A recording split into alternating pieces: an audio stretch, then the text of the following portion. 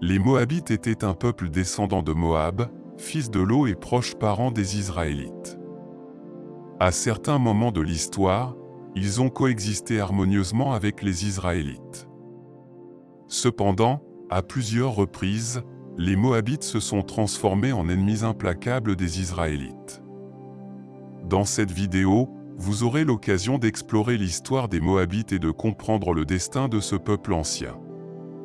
Moab, né d'une relation incestueuse entre Lot et sa fille aînée, a également engendré Ben-Ami, l'ancêtre des Ammonites, par le biais d'une autre relation incestueuse avec sa fille cadette. Ce comportement immoral dans la famille de Lot s'est ensuite manifesté par l'immoralité entre les fils d'Israël et les filles de Moab, comme le montre le chapitre 25 des Nombres. La signification exacte du nom Moab est incertaine, bien que certains érudits pensent qu'il pourrait signifier « pour mon père ». Toutefois, il s'agit là d'une pure conjecture, car il n'existe aucune preuve concrète de l'origine et de l'étymologie du nom. À partir du chapitre 19 de la Genèse, chaque fois que le nom Moab est mentionné dans la Bible, il ne fait généralement pas référence à un individu, mais au territoire et au peuple de Moab, connu sous le nom de Moabites. La région de Moab était située sur un plateau à l'est de la mer Morte, à environ 1000 mètres au-dessus du niveau de la mer.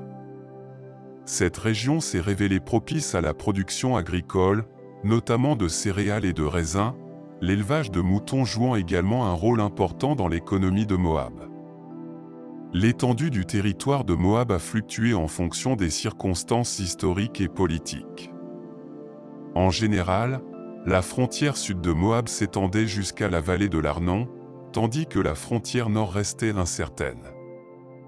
Il est probable que la région ait été habitée dès l'Antiquité et que les descendants de Moab s'y soient progressivement installés, se mêlant à la population locale par le biais de mariages mixtes.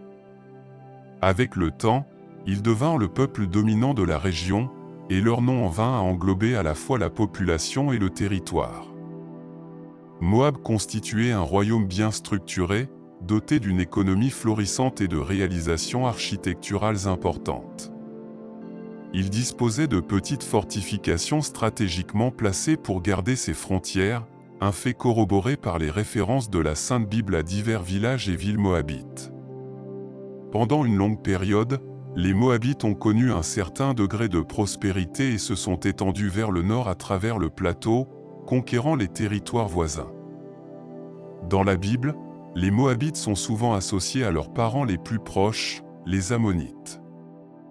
Lors de l'exode des Israélites d'Égypte, les Moabites étaient déjà reconnus comme un peuple redoutable.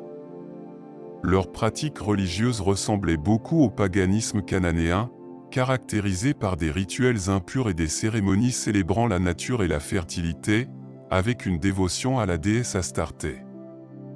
De toutes les divinités vénérées par les Moabites, la principale était Kamash, le dieu de la guerre, auquel ils offraient des sacrifices de moutons, de béhufs et même, à l'occasion, des sacrifices humains. Les interactions entre Israélites et Moabites sont relatées dans de nombreux passages bibliques. Ces récits décrivent des périodes de coexistence amicale, de commerce économique et d'échanges culturels entre les deux communautés. Dans un cas, Moïse a été divinement empêché d'attaquer les Moabites. Cependant, comme leurs homologues ammonites, les Moabites ont subi le châtiment divin pour leurs hostilités contre Israël et leur traitement inhospitalier des Israélites lors de leur exode d'Égypte. En outre, le roi Balak de Moab a engagé le faux prophète Balaam pour maudire le peuple israélite. Lorsque les Israélites ont campé dans les plaines de Moab avant de traverser le Jourdain, ils se sont laissés entraîner dans des relations immorales avec des femmes moabites et madianites, et ont même participé à des pratiques idolâtres.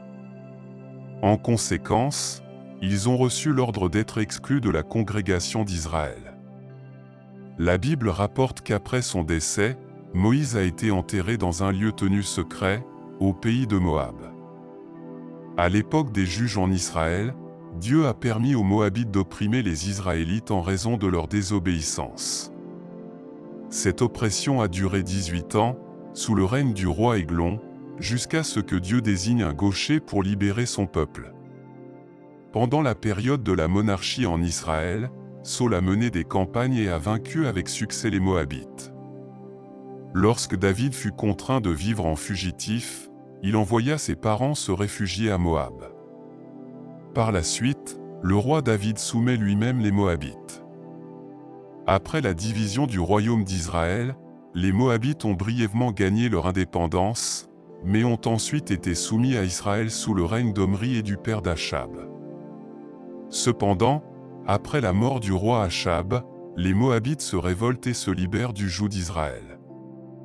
Une coalition est formée par le roi Joram d'Israël, Josaphat de Juda et le roi d'Édom pour attaquer les Moabites.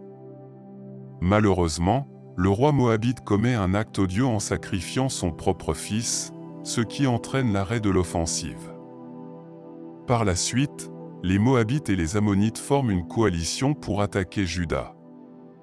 Cependant, des conflits surgissent entre eux, ce qui les conduit à s'autodétruire et à faire échouer l'attaque prévue. Le royaume d'Israël a également subi des incursions de Moabites en maraude à plusieurs reprises, en particulier à la fin de l'époque du prophète Élisée, au 8e siècle avant Jésus-Christ. Les Moabites finirent par être soumis par les Assyriens, ce qui les amena à payer un tribut au puissant empire assyrien. Même après la chute de la Syrie, les Moabites sont restés subordonnés aux Perses. Pendant la période post-exilique, les sources historiques ont continué à faire référence aux Moabites en tant que race distincte. Cependant, au fil du temps, ils ont progressivement fusionné et ont été assimilés par des groupes arabes. Les défis et les adversités qui ont frappé Moab, conduisant à sa destruction finale, ont été annoncés par les prophètes du Seigneur. Si vous souhaitez approfondir l'histoire des Moabites, abonnez-vous à notre chaîne et laissez vos commentaires.